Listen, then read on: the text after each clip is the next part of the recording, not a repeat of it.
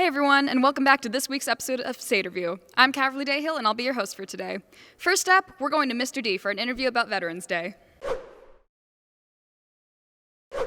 What is Veterans Day? So Veterans Day is a day in the U.S., in our country, where we stop and pay respect to those people who served our country. The thing about Veterans Day, though, is it draws a big distinction between Memorial Day, which is set aside in May for those people who paid the ultimate sacrifice, who gave their lives for our country. And then there's also Armed Forces Day, which recognizes those people still serving. What does Veterans Day mean to you? You know, Veterans Day for me, it's a day that's increased in importance as I've gotten older and gotten farther removed from my military career. But to me, it's really a time to reconnect with a lot of the brothers and sisters that I served with. Some of them are still even active duty to this day. But it's a time for me to kind of reflect on that shared experience. You can imagine that it's an experience that's very different. It's a bit more of a heightened reality than what we generally live day to day. And so the farther removed I get from it, and the more friends I lose contact with, the more I sort of look for some kind of connection to it again. And so Veterans Day is a great time for that. It's not just a time to get a free burger from Chili's, although they do that too. But yeah, it's just an opportunity for me to kind of reconnect with really good friends of mine. And we try to connect more through the year, but this is a day we all set aside for phone calls and shared memories. And then obviously some respects to our brothers and sisters who didn't come home. What part of your identity has been shaped by your service? It's interesting because so much of it, and on a sort of surface personality wise, I'm pretty much the same guy that I was in high school. I like nerdy stuff. I'm into sports. I like movies, all those things. The kind of basis of me as a person really was reprogrammed in the best possible way. And I use the word reprogramming, right? And everybody thinks, oh, I told you the military were robots. And that isn't the case at all. I came out of basic training a much more confident version of myself, a much more disciplined version of myself. I joke that, my teachers at St. Pius X High School would laugh if they knew I taught high school at a Catholic school. They would feel like it was ultimate proof that God has a sense of humor and that karma is real. I can see why, because I was kind of a hot mess that went from one idea to another with zero ability to stick with it. The military helped give me that. It helped focus the best parts of my personality, the best part of myself, into whatever goal I was working at the time. And I don't think I could have done anything like I did with my film career, with the film festival, or even creating this program if I didn't start with the basis of learning how to be focused and disciplined through the Army. What is it like being a veteran in the U.S. today? It's an interesting question because here it's a much different reality than it was as recently as, now 30 years ago. Now, when people find out you're a veteran, and it happens to me either at school or, if I'm at a baseball game I'm covering, I do a hand salute during the anthem. And there's always someone who said, thank you for your service. And I'll be honest, sometimes it's awkward for me to hear that. I don't know what to say. You're welcome for the freedom. I don't know how to really do that. But I think about how much better that is than when the guys who came home from Vietnam and what they were treated like. They were spat on. They were called baby killer. All of those things.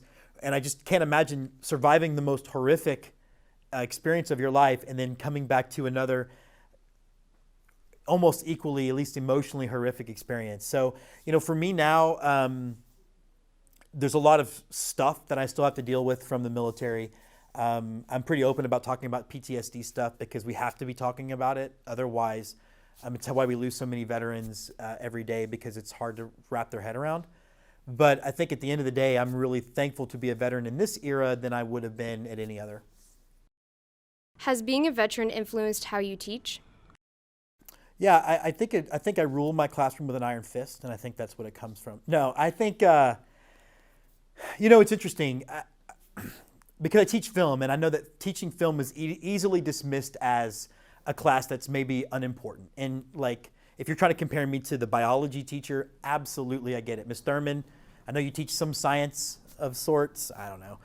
But you're obviously important. But I think what it's allowed me to do is realize that we have a young generation of kids that I want to, have some of the discipline that I had coming out of the military when it comes to chasing down this career. It's easy to have a film career, and it's you can make it happen, but it takes a lot of intestinal fortitude and discipline and the ability to not take no for an answer.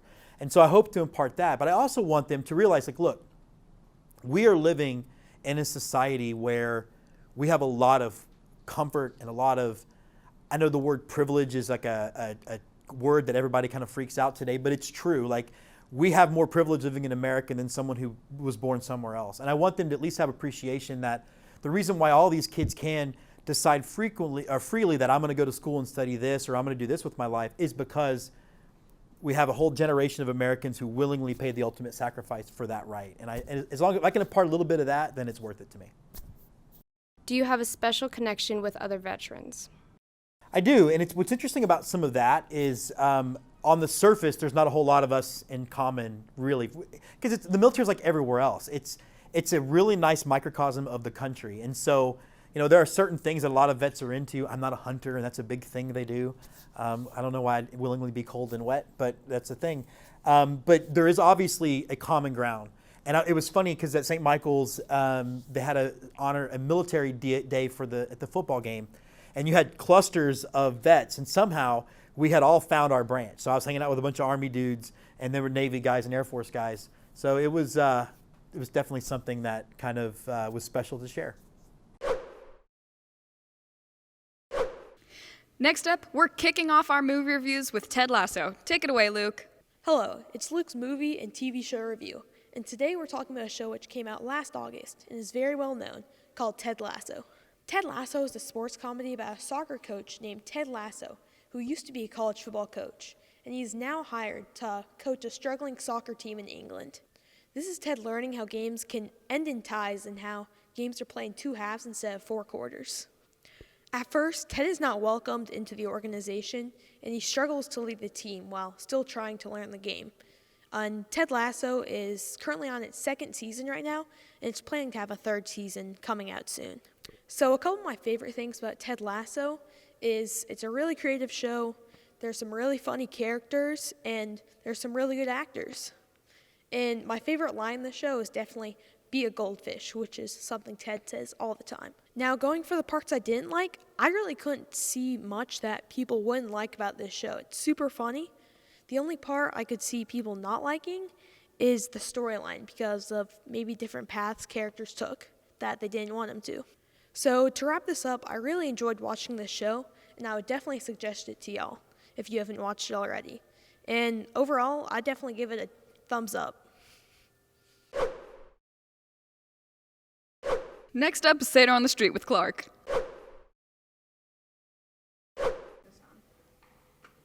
It's Clark with Seder on the Street. Today we're going to be asking these 2 ladies what their favorite era of music is. Violet, what's your favorite era of music? Oh, sorry. 70s music, 100%.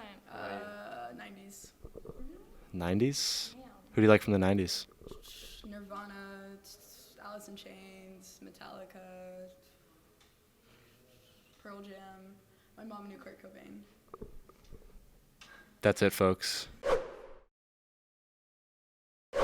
That's all for this week, guys, and thank you so much for watching Sederview. See you next time!